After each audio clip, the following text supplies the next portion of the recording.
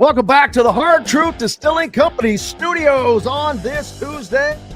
Jim Coyle with you here on this early portion of the week as we get ready for Indiana football heading into week 8. Joined now by Zach Barnett from Football Scoop magazine. And I saw Zach had a piece out yesterday, which I've been talking about a lot because I agree. And that's one of the things that drives me nuts about anything is, and the article is basically that if Indiana was wearing jerseys that said Michigan, they'd be ranked no lower than second. Welcome aboard, Zach. Appreciate you taking time to join us. And is a good piece there you had in Football Scoop yesterday.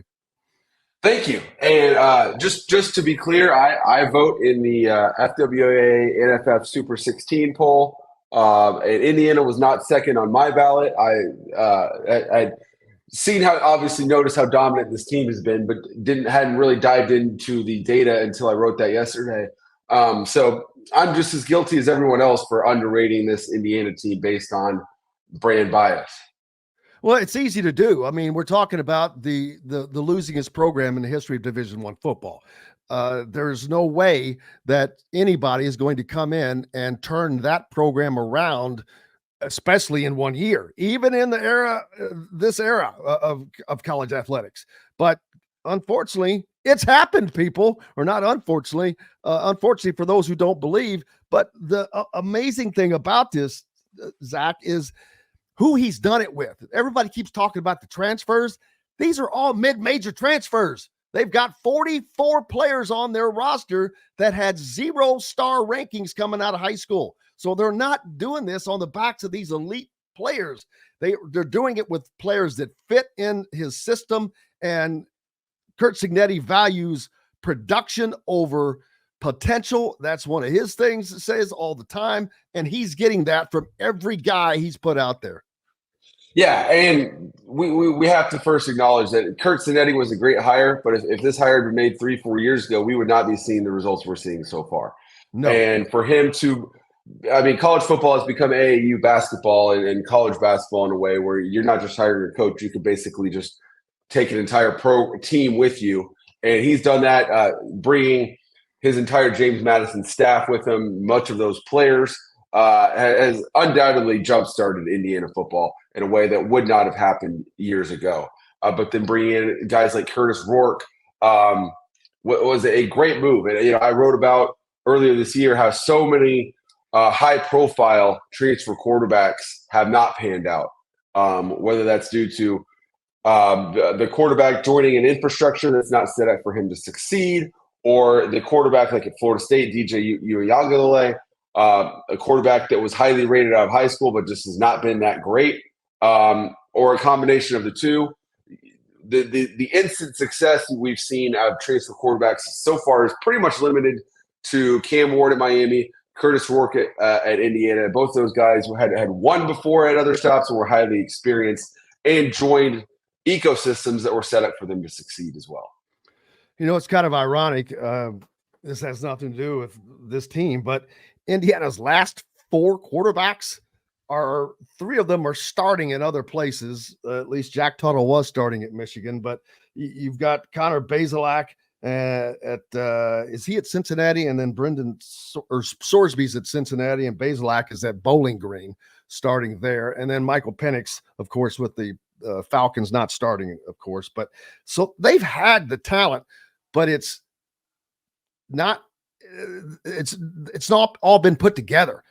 Right now, Indiana is such a complete team. That's another thing. They're not just this offensive juggernaut.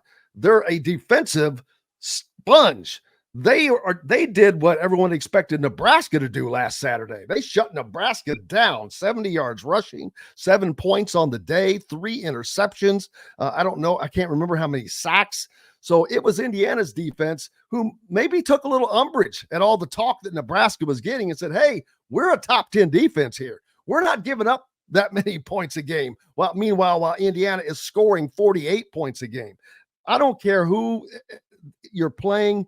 When you do that every game, game in, game out, on the road, in conference, you are what you are, as Dennis Green would say.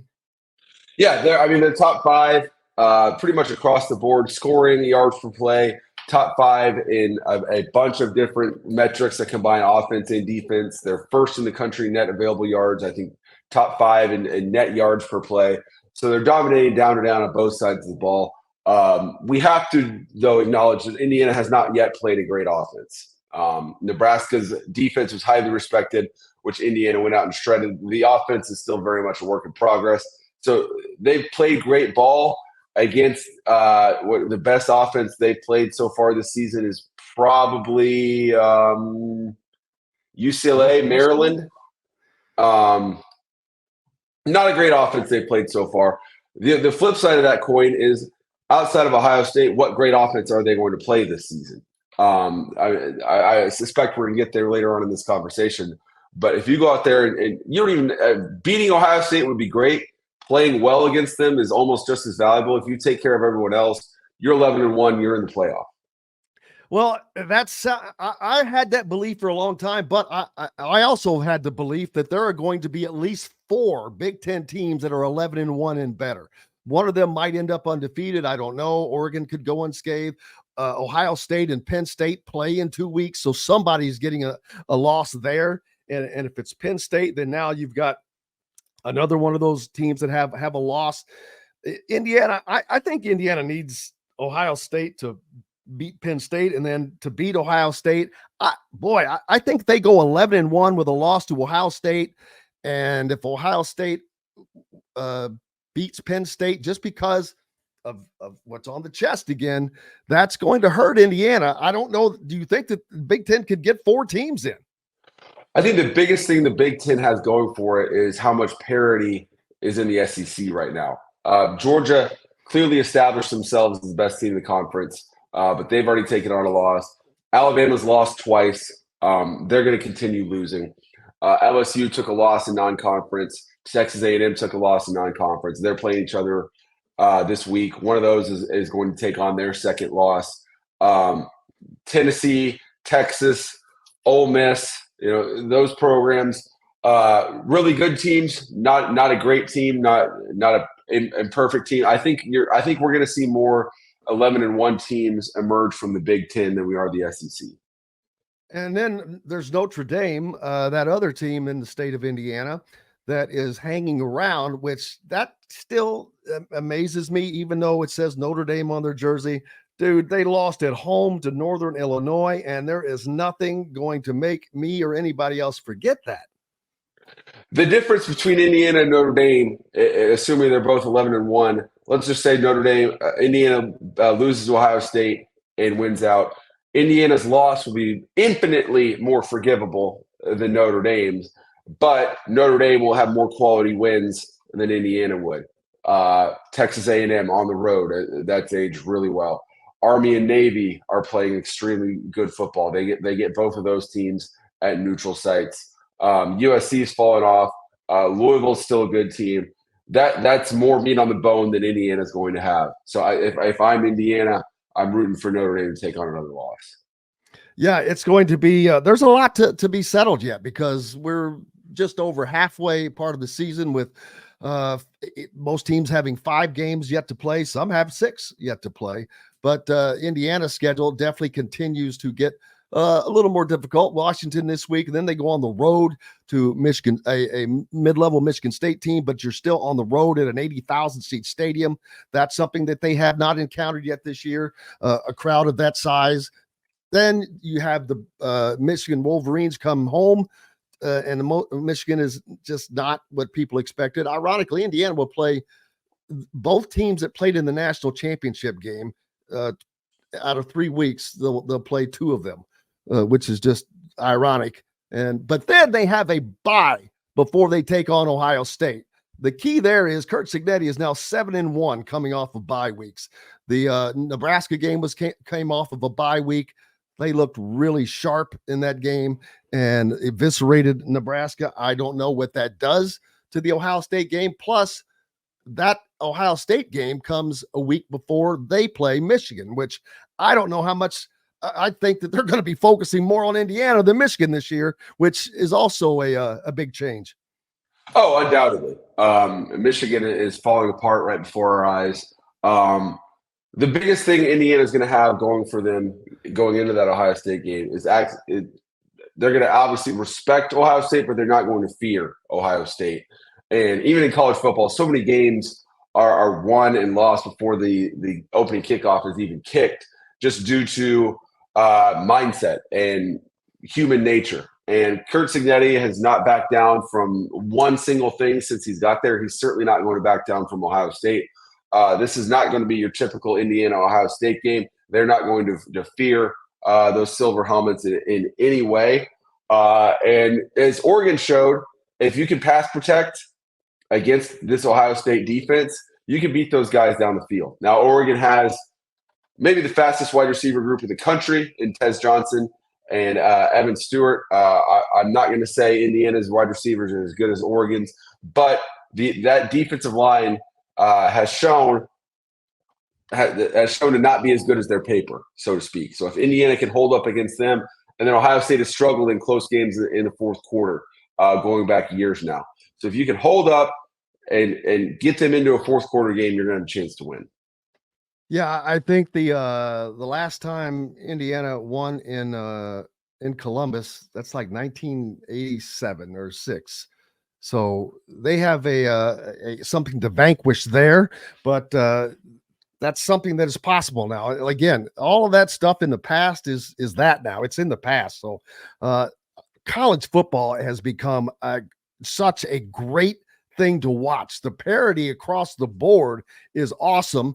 To see a program like Indiana or Illinois, whomever it is, rise up, get better. Even Wisconsin has really improved over this year. They started out and they were shaky, but they've been kind of surging.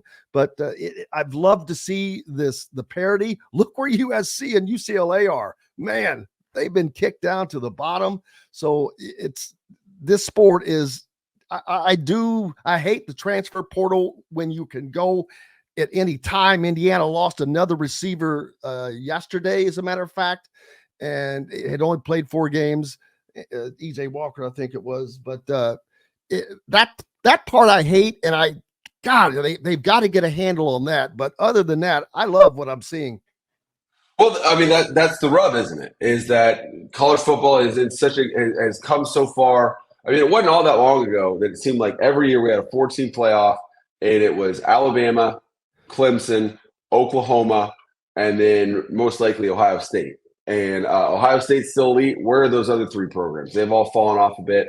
Alabama's fallen off quite a bit. Oklahoma is a laughing stock, while programs like Indiana and Illinois have risen up, as you mentioned. And I don't think you get one without the other. Everyone assumed that NIL and the portal would benefit only schools like Alabama and Ohio State. And I was saying along the entire time, like, guys, Alabama and Ohio State aren't the only programs in college football with money.